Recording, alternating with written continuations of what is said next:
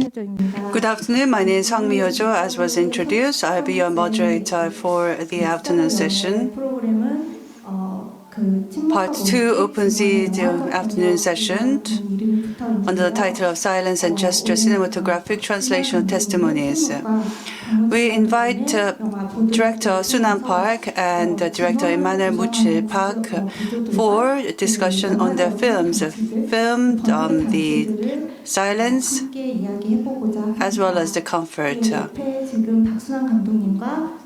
So we are today joined by directors Park Sunam and Park Mun-chil. I'd like to ask them to make a brief introduction of themselves. Director Park Sunam, would you like to introduce yourself?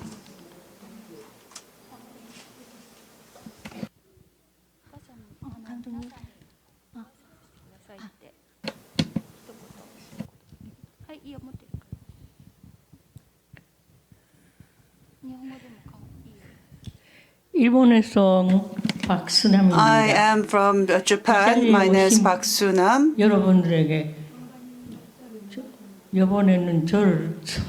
I'd like to extend my appreciation to the organizers and all the audience here today for inviting me all the way from Japan to participate in this conference. I love you all.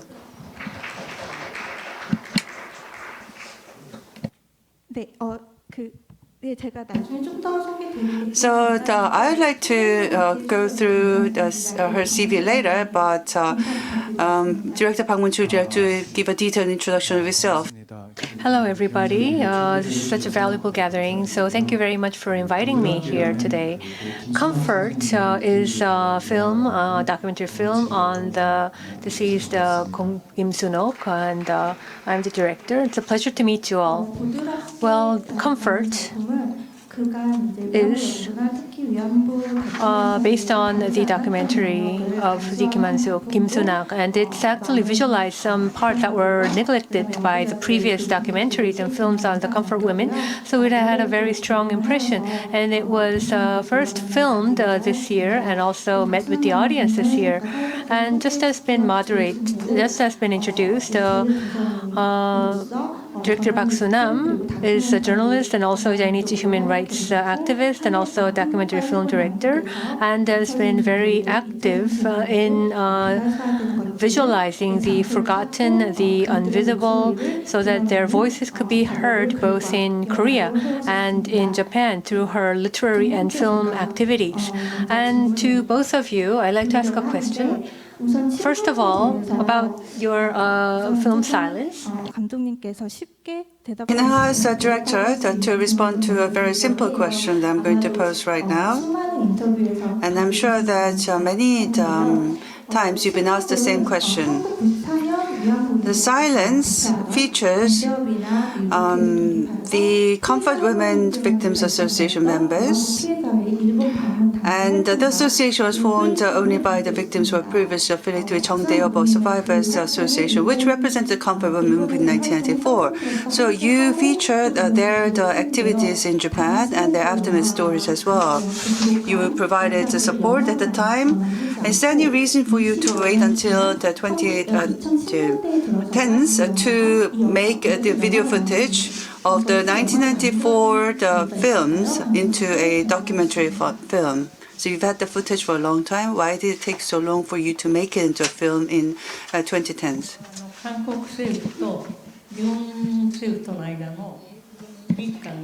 I think it is because of the Korea-Japan agreement which was reached between Korean and Japanese governments.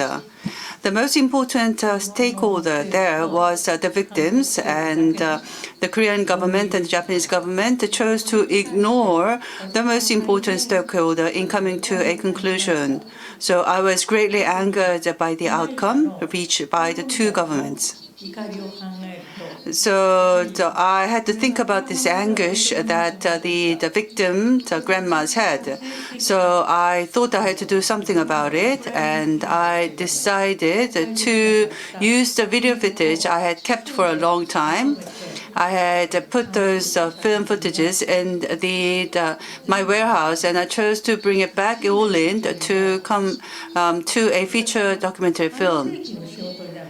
20 years ago, I made the footage. I think this is about half my lifetime's work because I have to think about the time I needed for investigate. I think it's more than 20 years. I think it took more than 50 years for me to come up with this documentary feature film. I used a 16mm film for the video footage. You will see that the quality deteriorates after time for the 16mm films. And sometimes you will see that the films will be damaged by time because of the balls and so on.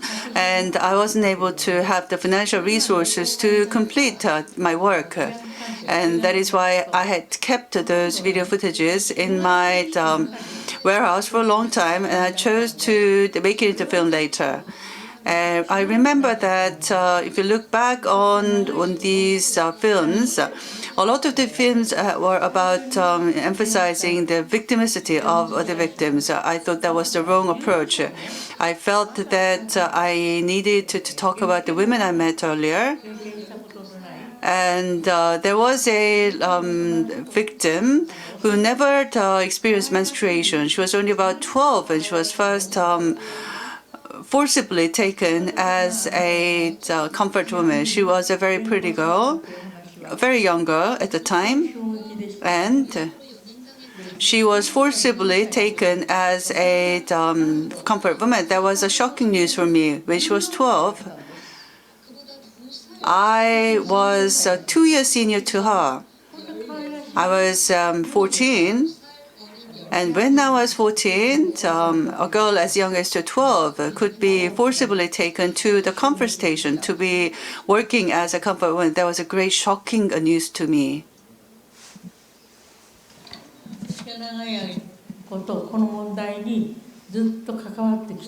And also,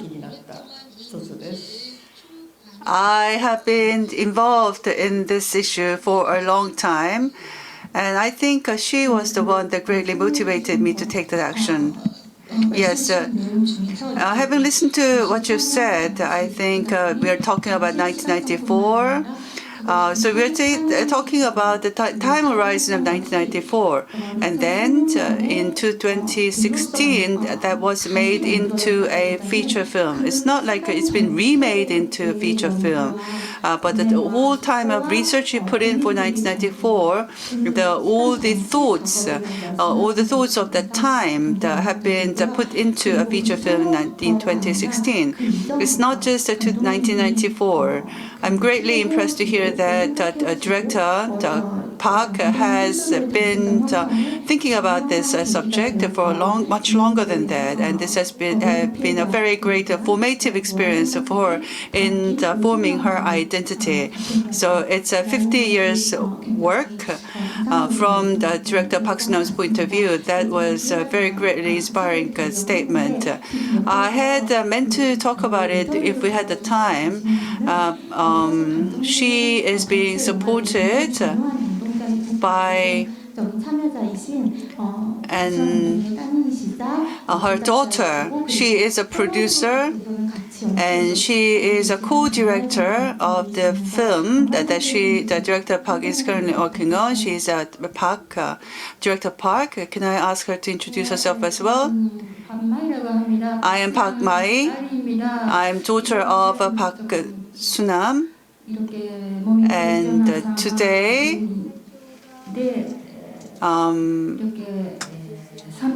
Director Park Sun-nam is not too well, but she was able to make it to Korea after 3 years' absence. We thank you very much for your kind invitations to make it possible for Director Park to visit Korea. So this is a question for Director Park Moon-chil. I'd also like to ask a similar question. In interviews, I'm sure you have already received a similar question. As you produced Comfort, I'd like to ask you of the purpose or background of why you produced the film Comfort. Well, as a matter of fact, just like Director Park Sun-nam, I haven't long thought about this issue as much as she did. That is something very a kind of a typical view, just like the general public. But I happen to be in Daegu, and well, I happened to be with a civil group gathering with the comfort women in Daegu. And for over 20 years, I could have the chance to contact the comfort women surviving victims. And they have also shared their testimonies with me and also made various activities for various memorials, including a visual memorial. And so I was requested to make a film for that memorial. And there are very well-made productions. So I was somewhat hesitant at the beginning. So I was hesitant in accepting that offer in the beginning. And just like many people, I wondered whether I was qualified to really tell this story. And then this group, this NGO, worked with me for a very long period of time. So I learned that they had a very long accumulation of archives and material, and I looked through them. I looked at oral material as well as videos, photos, and drawings, pictures, and etc. As I went through all this material, I came to realize that it's not just one single victim. Well, I thought that it could be meaningful to tell the story of a single victim, and then maybe it could have a kind of a different story than the previous documentaries or films, and that was the purpose. And so, especially Grandma Kim Soo-nak was very impressive to me. She was very straightforward in her comments, and she was very attractive and powerful. And especially her life after the colonial rule, after liberation, was very unique from other comfort women victims. So I thought that that would be meaningful to picture in the film. So I did hesitate for a long time, but then I made up my mind. Okay, in the beginning, you said that it wasn't a project that you thought of yourself, but you went through many materials and then you made up your mind that you will focus on Kim Soo-nak, and then that was your own planning, right? Yes, that is correct. Well, what was most impressive out of your comment was whether I was qualified, whether I am worth doing that. You said that, right? So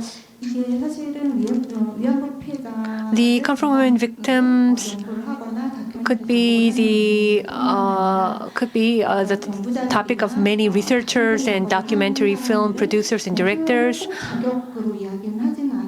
So I understand that even though some may not really think about whether they're qualified or not, but nevertheless, many of them really think hard whether they could have that kind of intimate relationship and whether they are capable of doing that. And so as a matter of fact, today, we are discussing the topic of the translation of testimony. So I think I do understand that issue about relationships or qualification. And I'd like to add on to the previous question to Director Kim Bang-mun-chil. You went through the life and testimony of Kim Soo-nak, and then you made up your mind to film her. And you had various different layers of delivering her life. Some are communicated through her own voice, and some are then delivered by other oral transcript writers of her testimony, or delivered by other young victims of sexual violence as well. So you kind of dispersed the delivery of her experience. And what is the purpose of having this type of composition or plot, and what was the expected effect that you had in mind? First of all, those of you who have seen the movie will understand, but it was I couldn't meet her in person because she passed away in 2010, and I started working on the film from 2019. And it was a hard topic of how I could represent her life, even without actually meeting her. That was a big, homework on my part, a big challenge on my part. So, of course, many directors and researchers have discussed this topic and also expressed them in artworks. So I did refer to them in many areas. And most of the victims themselves, from my research, have already used the oral media to deliver their testimony. And even though it should have been enough to promote this movement, it ended up not being enough. That was what I learned out of their testimony. So if we already have this content of our testimony, what could we do with that? How could we use that to have a better delivery in the film? So that was why I intentionally made different layers, multiple layers, to deliver her experience.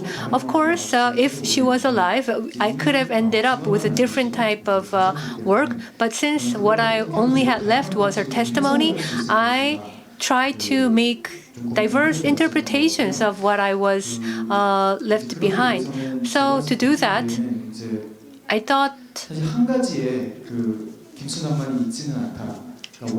that there isn't just one type of original Kim Soo-nak. There could be multiple interpretations of the same person. And I didn't want to limit myself to a single interpretation. I wanted to share diverse versions in the film.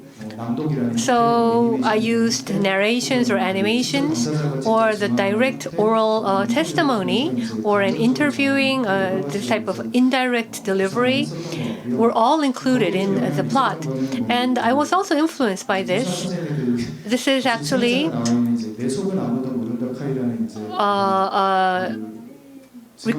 record of her testimonies. It says, "Nobody knows my deep mind." The title is "Nobody Knows My Deep Mind." And when I read her testimony, she repeatedly says that. How could you know? You young people, I don't think you will ever know what I really went through. Of course, there will be the differences of generations and the time period. And this type of pain and agony that was experienced by a human being, of course, is something that cannot be 100% delivered or testified with just words. And I think that was what she wanted to say. So saying that I know 100% is not what I wanted to do. So I wanted to think of the versions that I could come up with, or I also wanted to share the version of a different communicator, or the version that is seen from an animator. And Kim Soo-nak can also engage in artistic activities. So I wanted to depict her as an artist and her pain and agony in all her activities. So that was how I wanted to focus my work. So I shared this book with all the staff, the sound directors, as well as those that narrated the film, and also had many meetings with them to discuss what they thought about. And that was a kind of a different approach that I wanted to pursue. So by this type of approach, it wasn't kind of like an OEM or a mechanical ordering of what I wanted to do. I wanted them to actually feel and empathize with her entire life so that they can express them through their own words or their own drawings. Of course, this is my version in that I was the one who published it and edited it, but I try to make it as much an open version as possible. And these testimony collections have a very strong power of words, just as you said. Of course, and at the same time, words will also have limitations. I think a testimony collection holds those two factors at the same time. And I think you considered how it could be expressed and represented through the films. And that was why you wanted to include as many different versions as possible in your film, from my understanding. And now, following that, we'll move on to some other topics. But when we think of the limitations of words and language, another thing comes to my mind. When there's a video or an image, is that more powerful, or is language more powerful in determining something? Well, that's something that I always think hard as a researcher. Comfort includes animation. So you said that you wanted to share different interpretations, but I'm sure you had to think hard. For example, is it okay that this character makes this type of expression, wears this type of Korean hanbok, or is it okay if she's smiling like this? So did the animation artist have her collaborate with you? Well, the animation was made by the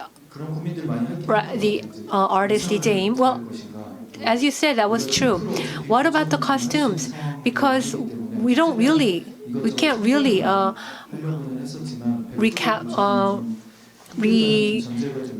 represent it 100% correctly, because we don't know the actual facts. And just as we talked with the writer, we did, and my suggestion was that I don't want it to be super realistic. That being super realistic is not my goal. I rather want to suggest a different type of interpretation. And that was what I wanted to deliver to the artist. And then, in a sense, I think that made the artist feel more free about drawing the animation, about whether there were this type of trains during that time or not, or whether this type of costume was actually used or not. Rather than those details, I wanted to have a bigger picture, and also wanted to show that these could be hurdles and limitations in self. Kim Soo-nak actually was a very small and thin person, but in the animation, she's very round and very plump. And that is a different beginning. It's not a realistic perspective. It's kind of an abstract version in a more straightforward way.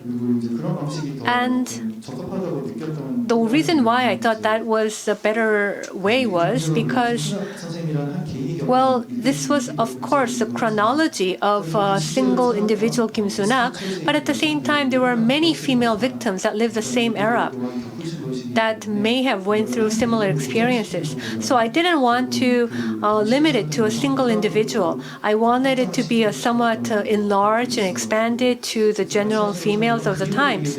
So when you draw a picture or animation, of course, it could kind of limit our image, but at the same time, we could say that this isn't a realistic image, which could be an attempt to overcome that limitation and also a means to add additional and different meanings. That was the approach I took in my work.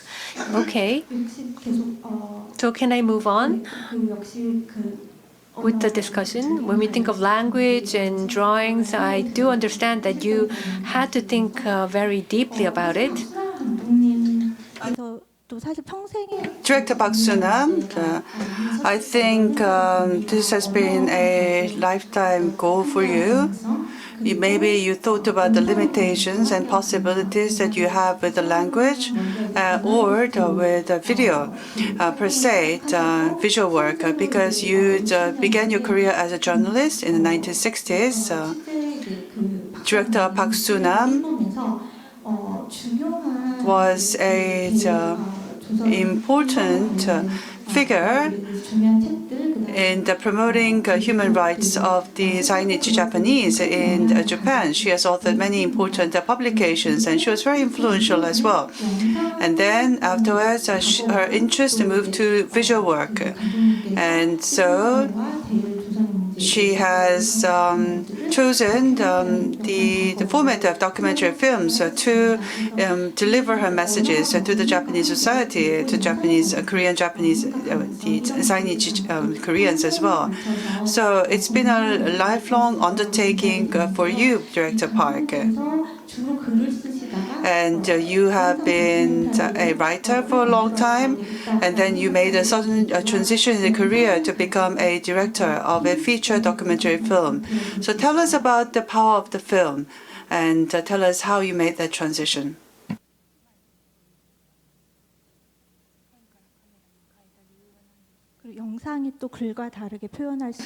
How is a visual work different from a written work? What different things can you express with the feature films? はい。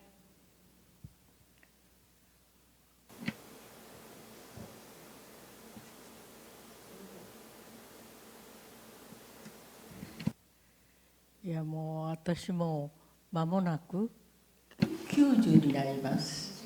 もう少しすると I am going to be 90 years old very soon, and perhaps 100 years old very, very soon. And since Japan invaded Joseon, からこの100年の年月を we would have passed about 100 years very soon. So I think of the invasion, aggression of Japan, the history of aggression, and I think about restoring memory through a journey. Because many of the victims have passed away already. I did my research not only on the convert women victims, I also researched the forced laborers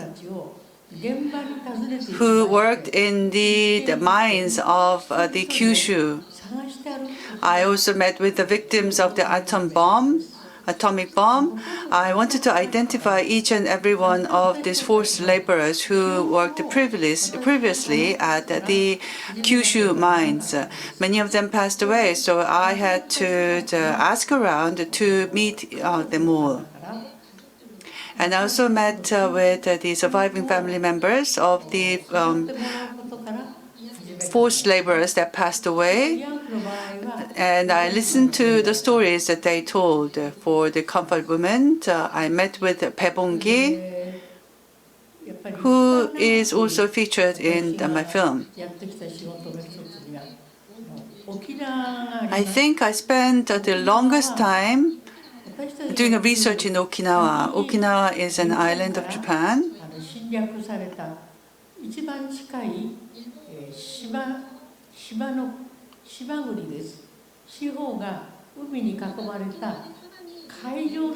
Okinawa is an island, and it's all its territories are accessible through the ocean only, and it was not part of Japan as well. Actually, Japan itself is an archipelago; it's an island.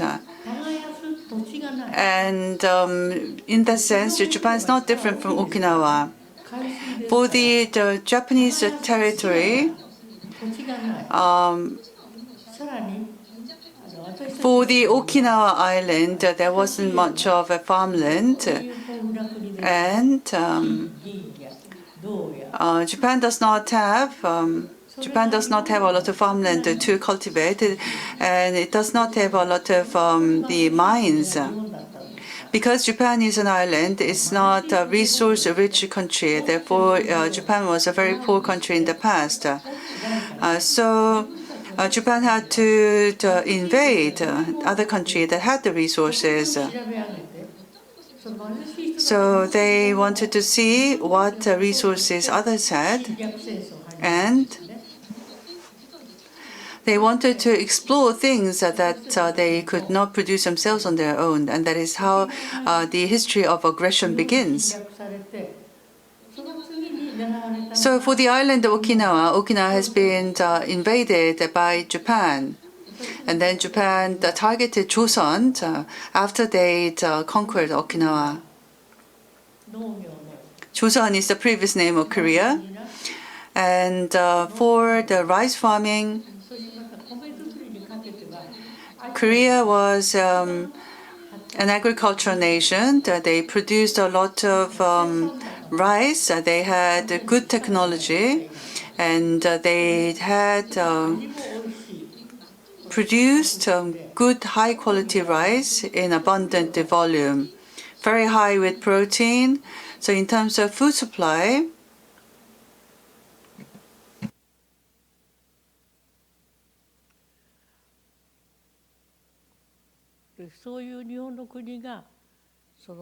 in terms of the food supply, it was Joseon was an advanced nation. So those who did not have wanted to attack those who had, and they wanted to seize the resources in another country.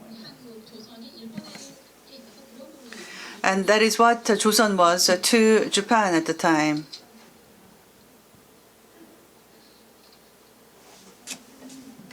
감독님께서 예전에 Well, actually, in the past, I believe that there are a lot of benefits in writing and also in making a film. And I think she has also said once that you can't record a silence. You can't put silence into writing. And she met with the victims of the atomic bomb and also the forced laborers and the comfort women. And she felt that there are times when all these people, they fell into silence, that they're not able to continue their communication. And they communicated in a very complicated hybrid language. It was partly Japanese and partly Korean. And director Park Soo-nam may have opted for visual work, the video format, because it may be more appropriate to record the silence that is created in the middle of the conversations and so on.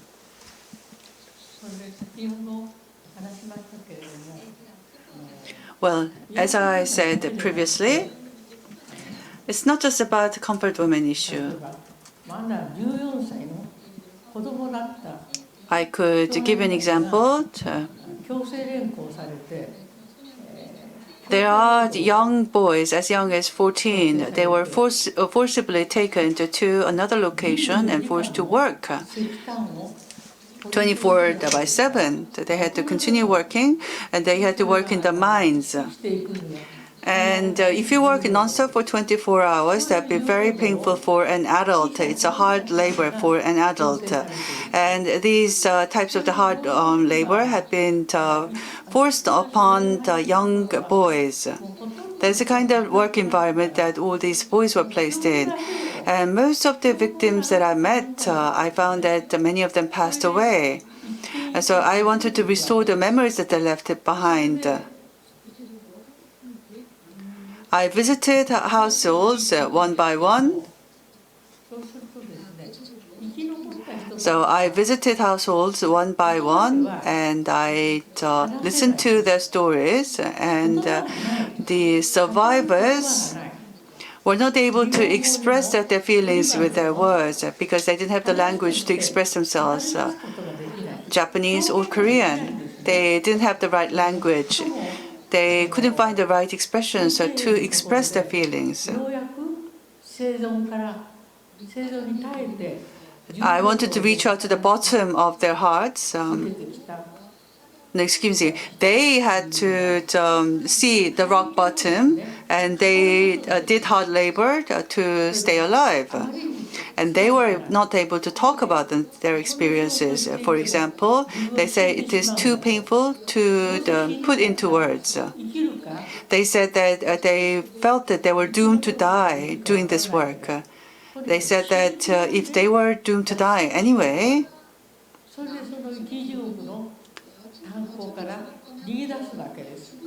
they may as well try to escape because that's the slim chance that they may stay alive. So they wanted to escape, they attempted to escape, and if they're caught, if they failed and they were caught and they'd be beaten close to death. And then if I met a victim like that, who had that kind of experience, they're not able to express their feelings with their own their words. They can't find the right expressions. They're unable to speak. They feel so much pain in thinking about that experience because they wanted to escape, but they were not able to successfully escape. And they have this painful experience, and they do not have a clear idea of whereabouts they are. Because they were forcibly taken to a distant location in the land, in the mine, and they have no sense of direction. They have no idea where they should go, north or south, east or west, and they would run. They would desperately run all night, and the morning will come, and they realize that they are not too far away from their stations, dormitories. So they're not able to get out of the village. They've just been running around all night in the same place because they lost the sense of direction. And this person who tried to run away felt that he had climbed many mountains, but after the night has passed, when the morning came, he felt that he realized that he was in the same village that he ran away from. So trying to think about the situation, he would be so desperate. The sense of despair is going to be so severe for him.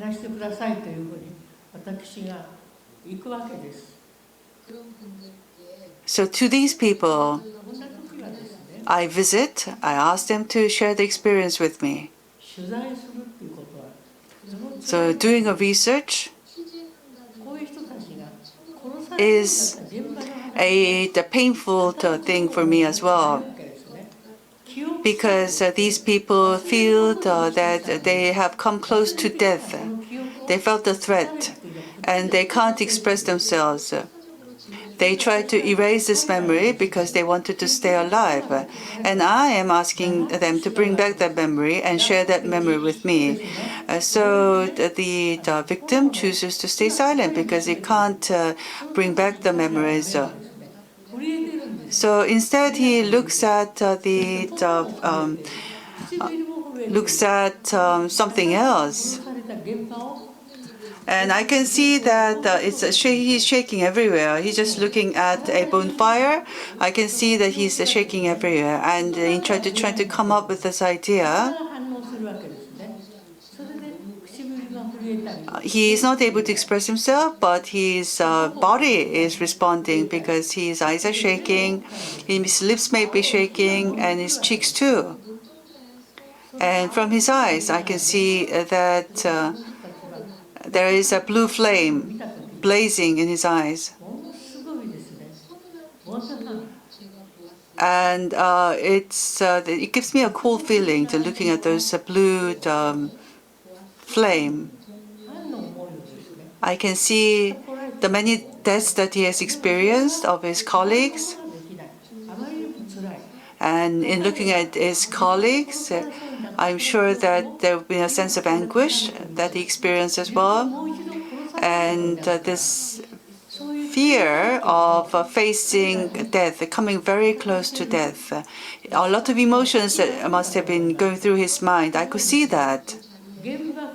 And I had to ask him to share that kind of emotions with me. I wasn't very sure if I was qualified to do that, if I had the credentials for that. It was the same experience for me with the atomic bomb victims.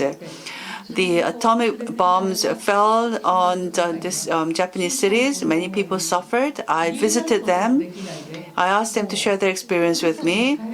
And also in this, there have been children, small children, who died in the coal mines, and people who could not return to their homeland. People who wanted to return to homeland, and this child has passed the age of 60 because he wasn't able to go home. And I was looking at this old man, aged well over 60, who arrived in Japan when he was a boy. And one of those old men said that he was once asked, "What is your last wish? You're going to die anyway." And this old man said, when he was a boy, at the coal mine, he said that I wanted to return as a dead body to my hometown, or if possible, I want to die in my homeland. He said that is his wish. And this Japanese soldier used a large sword, a Japanese sword, and he had threatened the boy to cut his throat. And the Japanese soldier said, "Tell a wish." And he threatened to kill 5 Koreans. And these Koreans were tied in their hands and their feet. And the Japanese soldier was trying to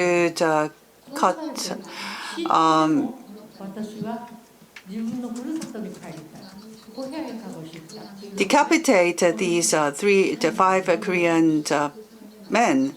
And this young boy replied that he wanted to return home to his homeland. And the Japanese soldier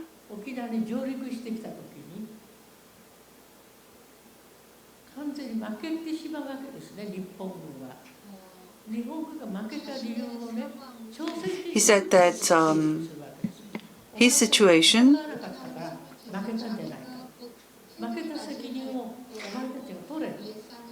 is, in his situation, he was anticipating a defeat because the Americans were coming, and the Japanese soldier was actually blaming the Koreans, say that Korea is to blame for the arrival of the Americans into the Okinawa island.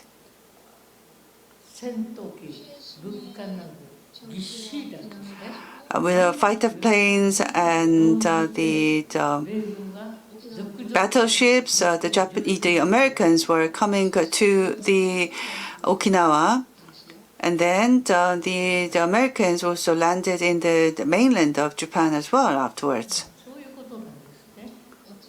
In any case, this is the kind of situation that I experienced. And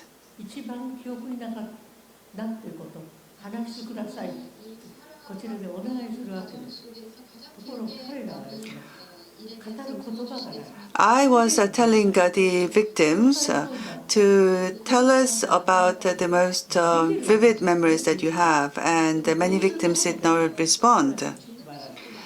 And the victims, many of the victims, there was a victim who said that he has seen his colleague fall. His hands and the feet were tied together.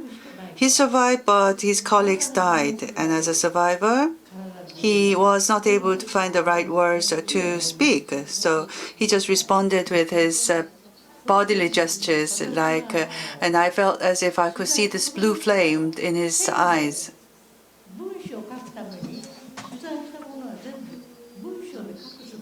And at the time, when I was doing this research,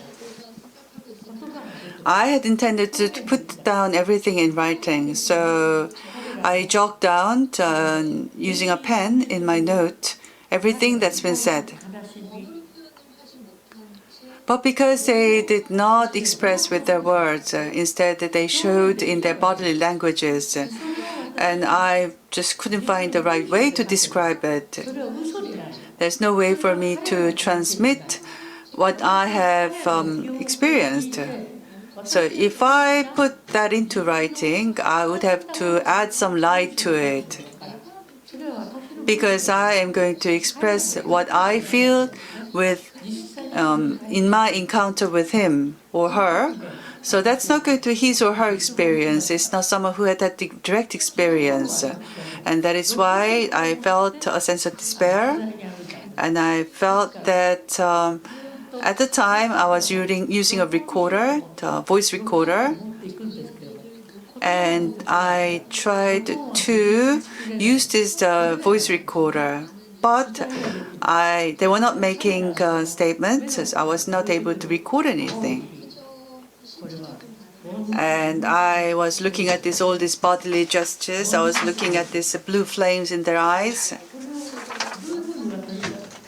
And I felt that this is a flame of resentment or a grudge. I wanted to express that. I wanted to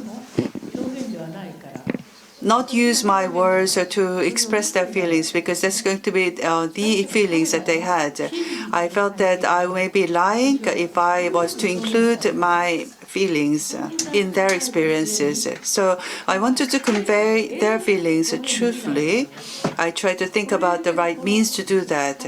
And I decided that doing it, taking a visual image would be the appropriate way of doing it. I wanted to look at their shaky lips, eyes, and the body that shaked as well. I wanted to record that in the video format. I felt that this is the language that they are using. This is the sadness and the anger they wanted to express through their bodily expressions. I wanted to use this physical expression of the shaking of the body to convey their feelings. They were only able to express themselves through silence. And so this is not language.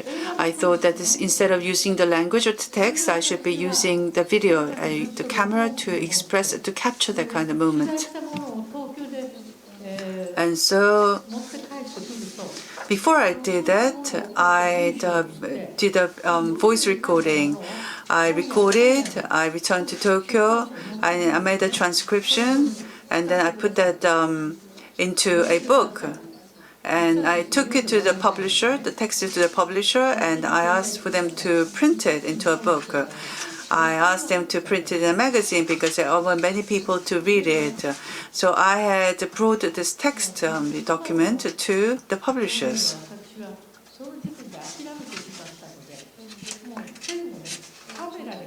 And when I met this victim, I gave up on keeping a record in writing. So instead, I discarded the voice recorder. I used a camera instead. No, actually, I put a voice recorder in my bag. I wanted to purchase a camera, and it's going to be millions of yen to purchase the camera. And I did not have the know-how. I had to hire someone who could take the video. I had to pay this cameraman for any project I wanted to do.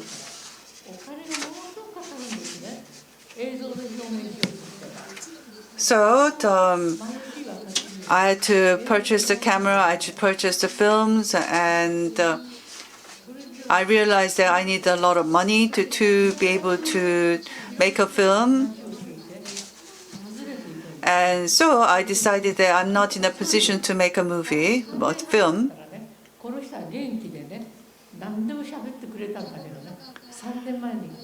And in my work, I encountered a lot of people, and I came across someone who said that if only you'd been here 3 years earlier, then this person would have gave the testimony for you. If you'd only been a few months earlier, then this person would have talked to you. I have had many experiences of missing out these opportunities. So going back to the question posed to me by the moderators, I changed the mode from pen to camera. What I could not express in the language, in text, I could do that with video. So I changed my means to camera, and thus I became a director. Now, when it comes to film, the raison d'être for the film is to deliver a story, of course, but it's also about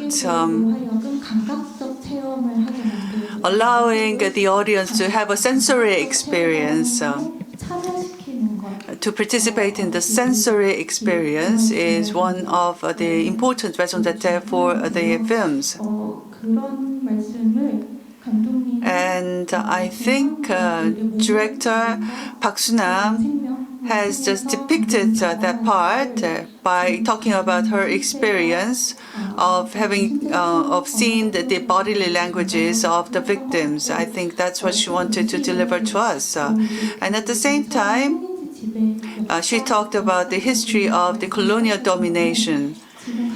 I think she began a statement with this story about this historical experience, the colonial domination. I think it was her way for us to engage us into the sensory experiences that she has had. Thank you for the very valuable comments. And now I'd like to ask a question to Director Park Mun-chil. Well, in your reply, as I listened to your reply,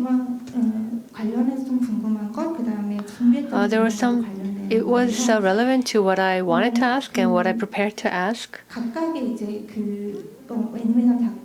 There will be the animation artists and the activists and also the victim survivors. You would have had meetings and you told us how you talked with them and met with them, and did you ever think? And well, I came to think what would have been like if they were all included. So if you made a film as a director, well, you did share the background, but the grandma Kim Soo-nak has already passed away. So what about the relationship with the audience and the represented? Will they be included in the film or not? How did you approach this issue?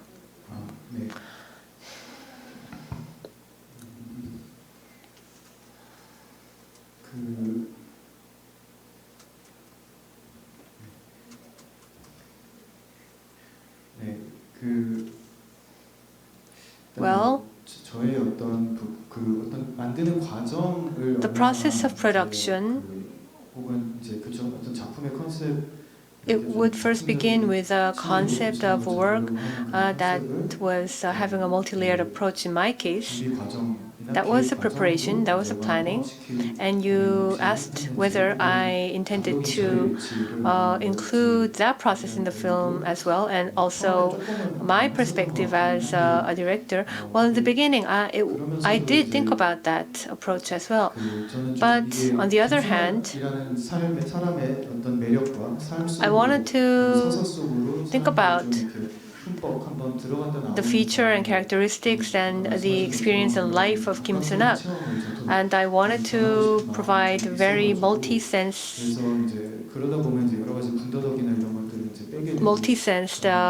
approaches and experiences. So I had to take out unnecessary elements. So the status, position, and the method of storytelling, if I added them, I thought it would have been too much, too intentional or directional. So I first wanted the audience to get immersed in the work, and as they become immersed in the work, as the audience will realize, there will be some instances thinking, who is this narrator? It doesn't seem like she is Kim Soo-nak. And they would then come up with questions and curiosities about the plot and the composition. And that was my intention. I didn't want to tell everything in advance. It could have worked as a kind of a spoiler. So the structure or the composition of the film itself could trigger curiosity and would also resolve curiosity in the process. And in that process, it could provide a kind of a catharsis. And that was my intention. So regarding my status or a different or providing citations, I didn't want to add such footnotes, so to say. I wanted to take them out and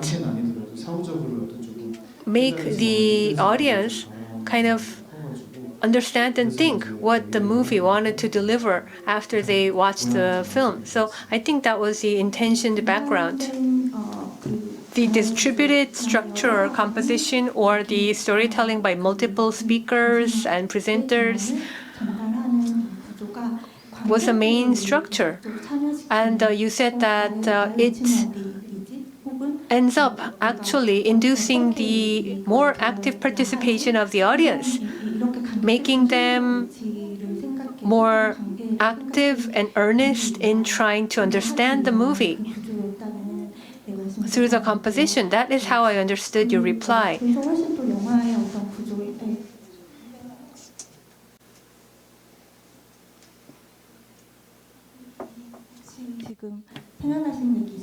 If you want to add something, you may feel free to add.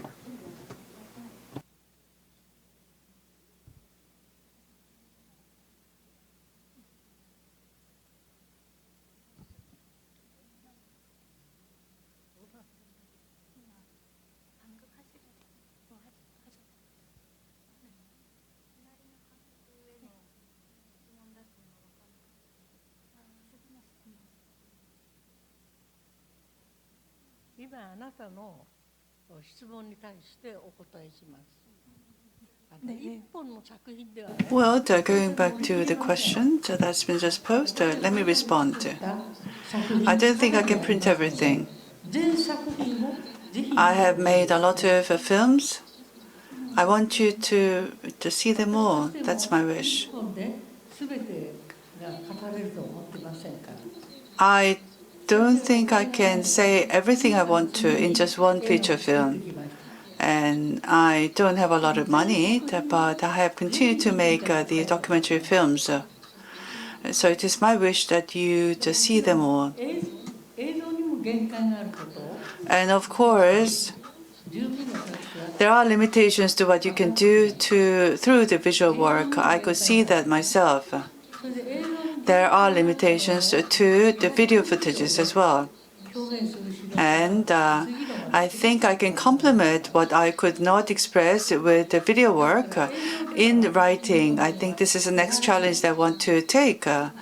What I could express in the video, I don't think my work has ended. There are things that I was not able to fully express with the visual work. I intend to write. What I cannot express in writing, I want to use video to express myself. I think an overambitious and zealous person.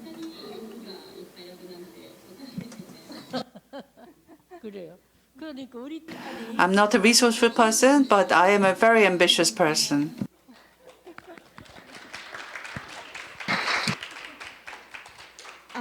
I think this is related to the response that she gave previously. And this is another question for the Park Mun-chil.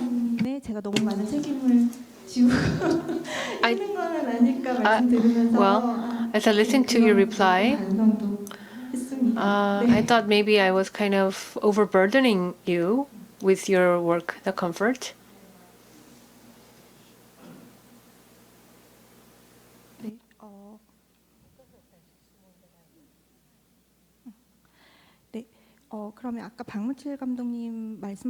And so if you add on to what Director Park Mun-chil had replied, you said that the movie could allow the audience to think about their role, their position, and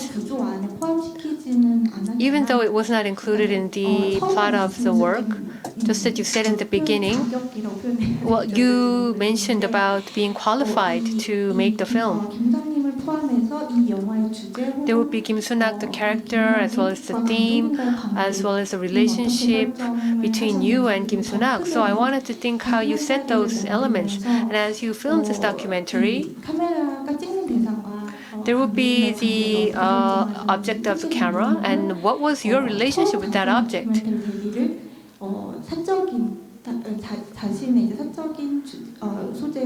And you first filming documentaries as with a private theme, including yourself. And it had the single person storyteller. So what was the difference between those type of private documentaries and this one?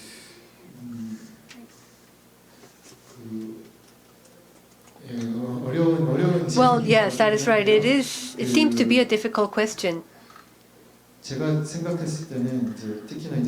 my perspective, in the case of Ms. Kim Sun-nak, even though I couldn't meet her personally, but as I prepared for the documentary, I looked at her images, her videos, and voice recordings and testimonies. I repeatedly shared them. When I was driving a long way, I would repeat the MP3 files on and on. And as I listened to the recordings, what I felt most challenging and difficult was that, first of all, she had a very strong dialect accent, and she would frequently use terms that I wasn't familiar with. And sometimes the times would switch from the present to the past. So just listening itself was very laboring. Well, not to mention interpretation, just listening to it and understanding the testimony itself was very challenging and very hard. So to think of whether our society was willing to go through that work and that labor to listen to her testimony, I wondered whether I was qualified to say that I am confident that I understood her 100%. So as I received your Q&A questionnaire, you talked about the topic of issue of observer or the messenger. Well, I couldn't think deeply, but I can't say I could be an observer because I didn't observe her directly. And if I say I'm a messenger, I think the role is delivering something from place A to place B, but that wasn't what I actually did. So I wasn't quite sure enough whether I was playing that role. So the role that I thought I could play was, when we think of a translator, it could be, it is normally communication among different contexts or different eras. And a translation naturally accompanies a mistranslation, inevitably. So who will judge whether this translation is correct or not? And that was a difficult thing. So my role, my status was to interpret it as faithfully as possible within my capacity. So I think my role is most closest to being an interpreter. I try to interpret and understand it as best as possible within my capacity and to leverage all my means of filming and recording so that I could deliver a meaningful interpretation. And to make that possible, I wanted to rely on as many participants as possible to have multiple perspectives. And then I thought this could provide a bigger room for the audience about how they should interpret it, because there would be different narrations, there will be different animations. So what about myself? How will I interpret the character Kim Sun-nak? And then I think this could help the audience to create their own image or own understanding or their own interpretation of Kim Sun-nak. So in the long run, I wanted the audience to be allowed to create their own version of Kim Sun-nak after watching the film. So gradually, as we are nearing the so-called post-grandma era, when no survivor is left, I think that is the direction that we should take when we think of the role that the society should play. Because the actual victims will leave testimonies and actions and their experience, and now it is up to the society to interpret it and to apply it to our own society. And if we think that is our task, I think the audience, as they view Kim Sun-nak, whether it's through a text or through a work, should be able to have their own versions of interpretation. And so that was my understanding of my role. Within the work, you said that rather than within the work, you rather wanted to focus on the contact points and the relationship outside of the work, and that was where you wanted to focus your role in. Yes. The same question goes to Director Park Soo-nam. In your work,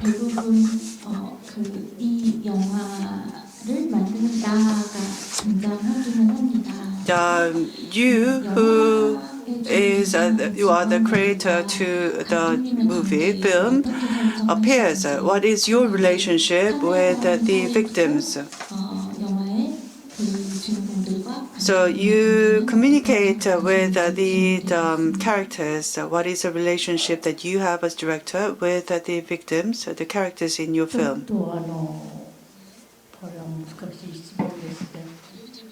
That was a very difficult question. To respond, I think I'm going to need a lot of time. What should I do?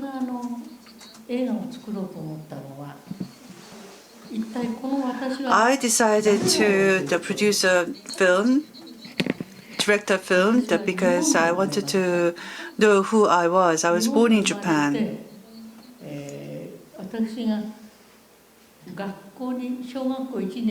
And when I was in the elementary school, in my first grade,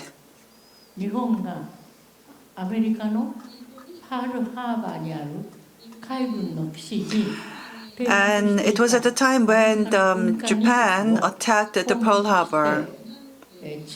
So the 2 battleships in the Pearl Harbor have been destroyed because of Japanese attack. And that is the beginning of the Pacific War. This is a war waged by Japan by an invasion of Japan to the American territory. And at the time,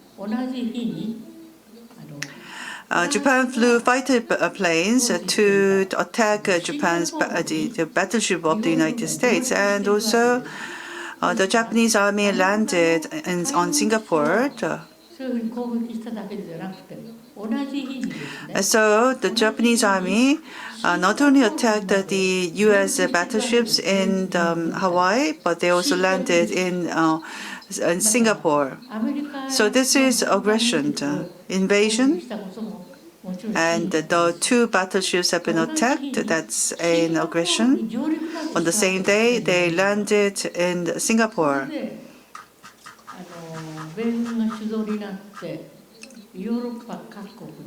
So the U.S. led a coalition, the Allied forces, to fight. 48 countries joined hands to attack Japan as a counterattack, and that is how the World War II began.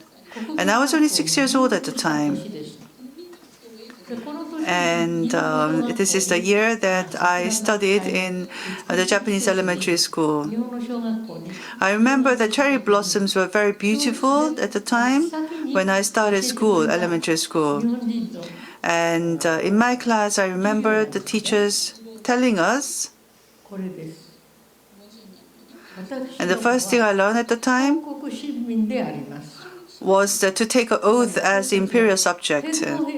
I was taught to be the imperial subject who are loyal to the emperor.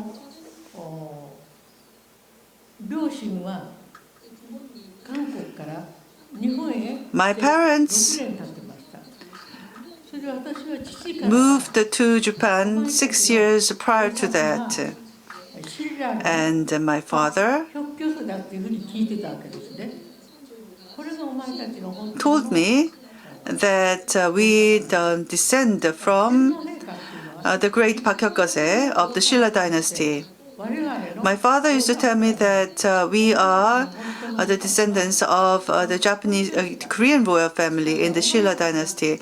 I was told that our king is Baekhyokgose, but then at the school I was told that I was an imperial subject.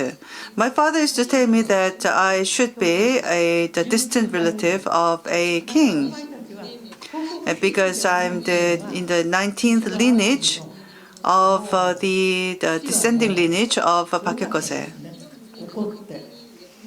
So my father was quite proud of his lineage. And then I was told by the teacher that I am an imperial subject. And my father was quite upset. He said that I bring you to Japan to make you study.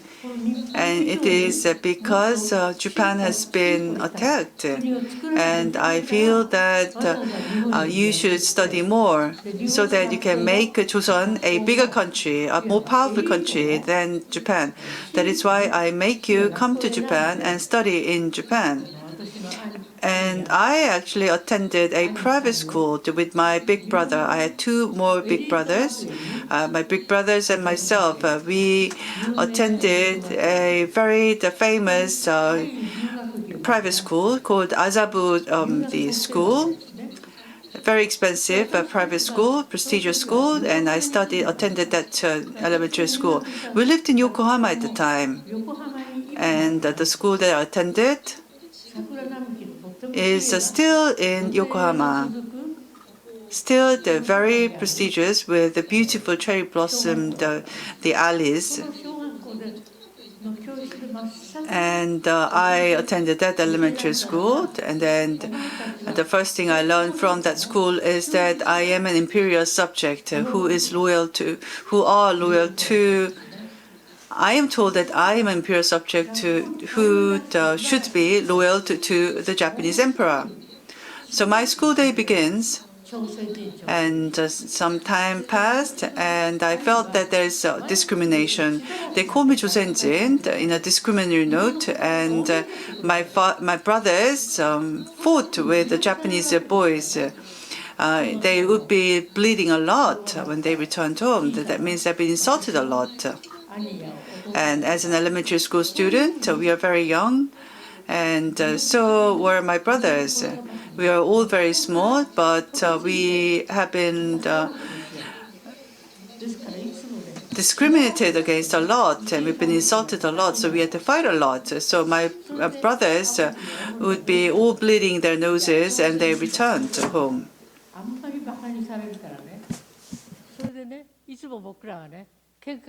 And my father and mother used to ask us what had happened at school. And I would tell them we've been looked down upon because we are the Koreans. But then again, my father would be saying that I should not be crying because I am the descendant of the Baekhyokgose, King Baekhyokgose, because I should have this great pride of the Shilla dynasty. And therefore, as someone who descended from the Shilla dynasty, as a royal, the proud royal, I should be going back to the elementary school and I should fight back. And I should be go out, fight, and win that fight. I should make them bleed, and I should win that fight. That's what my father used to say.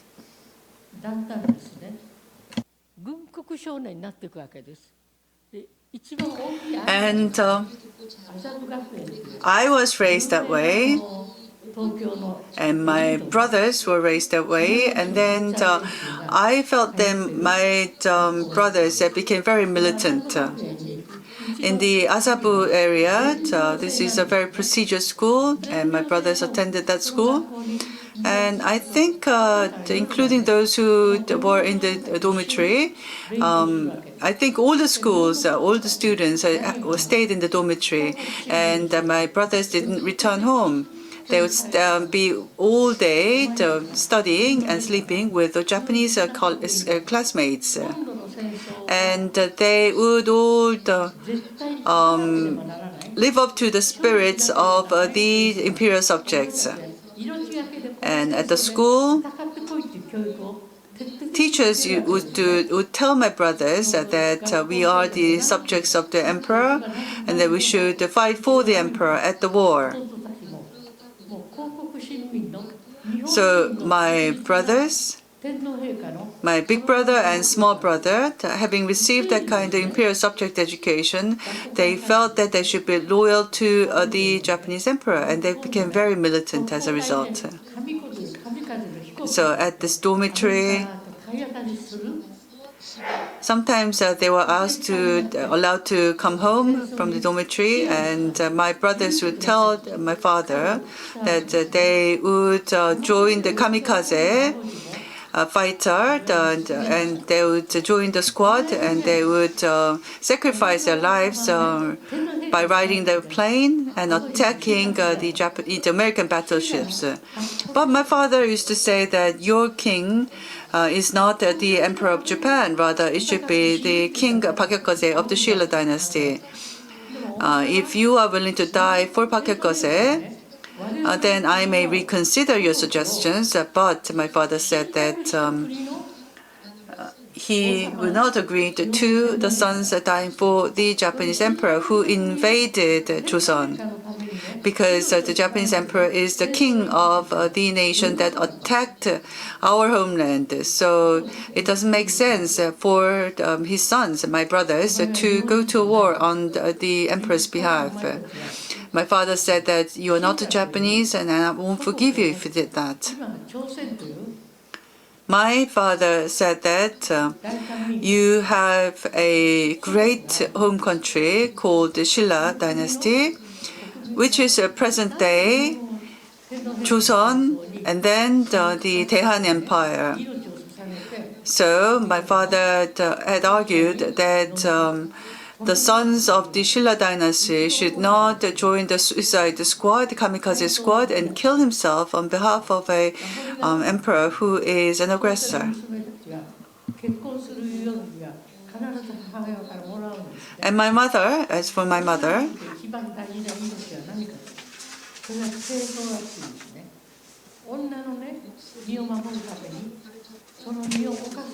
she really believed in Joseon's traditions, and she used to carry around a knife with her, because in the Joseon dynasty, the fidelity or chastity was very important. Women were encouraged to kill themselves if their chastity was broken. So there was a tradition for the women to hand down this small knife or blade, a silver blade, when the girls got married. So this is an ornamental silver knife, and the silver knife was handed down to daughters from mothers when daughters got married. And my mother used to carry this silver knife with her. So my mother was like that, and my father was.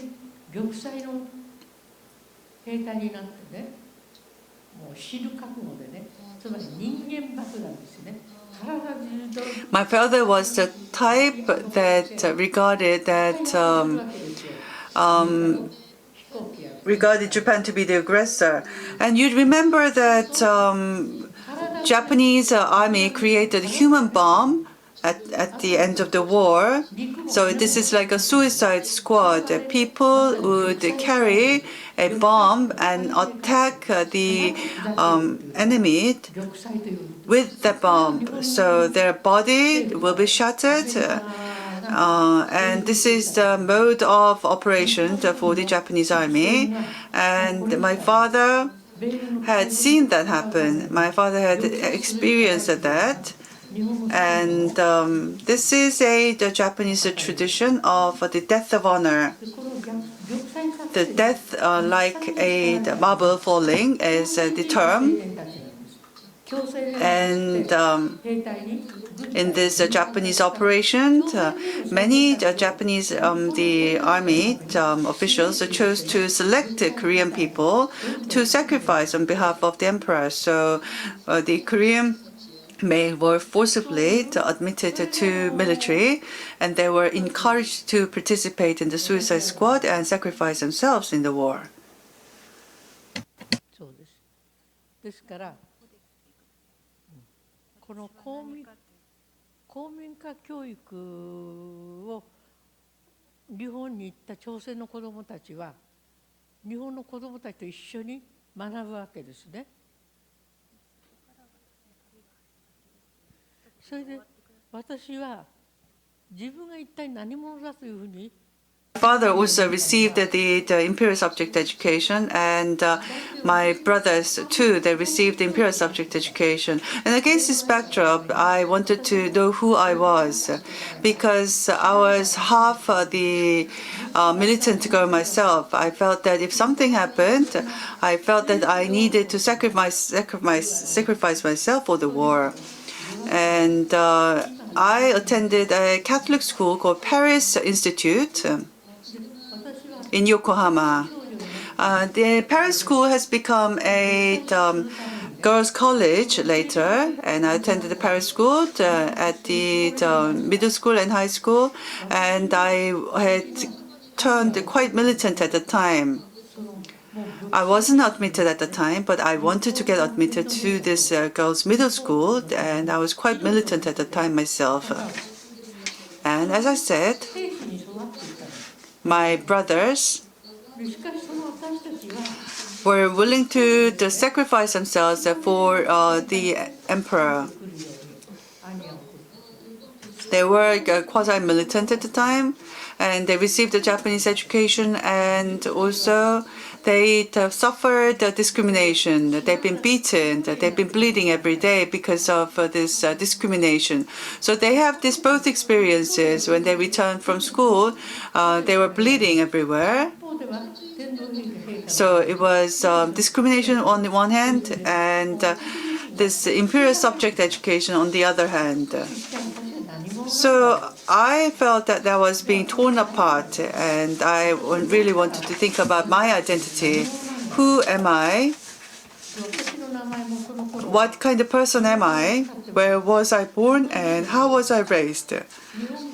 And at the time, I was using a Japanese name myself, and I was attending a Japanese school, and I was receiving an education, and I was educated to become an adult that could die as a Japanese person. This is the kind of education that I received. So, だからこれから私の映画作りも含めてですね、一体私は何者なのかというところから始まるんです。So from what I see, what I do in the future, I think everything begins from who I am. This is my origin. This is my starting point. I spent too much time. My apologies. I hope that was sufficient for your question. I apologize if it isn't, but I made a lot of films, so I'm hoping that you watch them all. In Japan, there are people campaigning against my films. So they complained to the Cinematographic when my film is released. My siblings and my family, I hope that they will be watching our film. In Korea, not many people watched my film. Well, that happened also in Japan as well. I'm a little saddened that not many people would watch my documentary films. So in Korea, I'm hoping that more people would watch it. I thought I made this film for the Korean compatriots, and the Japanese people campaign against me. And the Japanese people who campaign against me said that they are the comfort women, are the prostitutes, that I'm lying, and they wage in an anti-campaign against me. If that happens, isn't it logical to say that people should watch my film more in Korea? But that doesn't happen either. But I made a lot of efforts into completing this film. I'm hoping that the compatriots would watch it. At the council, the 정대협, they even said that I should not be watching this, people should not be watching this film. I feel that I'm a minority of all the minorities. But because I'm a minority, I was able to create a documentary film like this. So I urge you to watch this film. Well, I think this is a very time-consuming response. I understand it takes a lot of time for you to respond, and I apologize they won't be able to allocate a lot more time. We have to conclude this session. Director Park Soo-nam's films have gained quite a bit of popularity in the last few years. We are looking at a lot more channels to watch this film, and I think this conference is an opportunity for many people to see the films of Park Soo-nam and Park Mun-cheol and on the website. This is a free showing, so please don't miss this opportunity.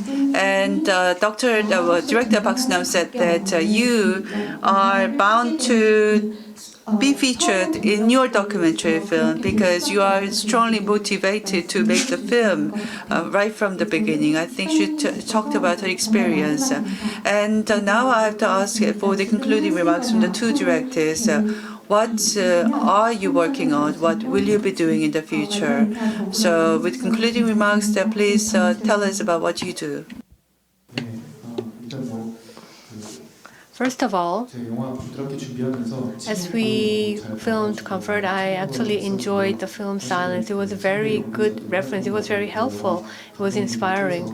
And my senior directors and the producers have already produced so many important works and films. So I think that helped me produce the film Comfort, and it was in line with the previous film. So it was a great honor on my part to be here with us, to be here with you. And also Okinawa as Arirang was also a film that I watched very meaningfully and thoughtfully. And I urge all of you to view the film as well. Recently, I am mainly active in Daegu, and there is a controversy in Daegu surrounding the construction of an Islam mosque in Daegu, and I'm currently filming this issue. So I look forward to meeting you with my feature film. Thank you for inviting me once again.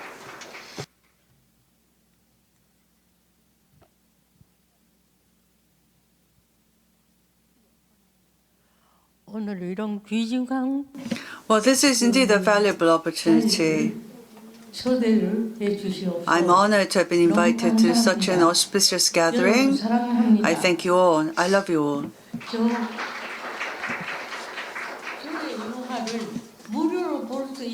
So this is a rare opportunity to see this my film free of charge. If you go to the Yongsan Data Center, you can watch not only this film but other documentary films as well. Please go to the Yongsan Data Center.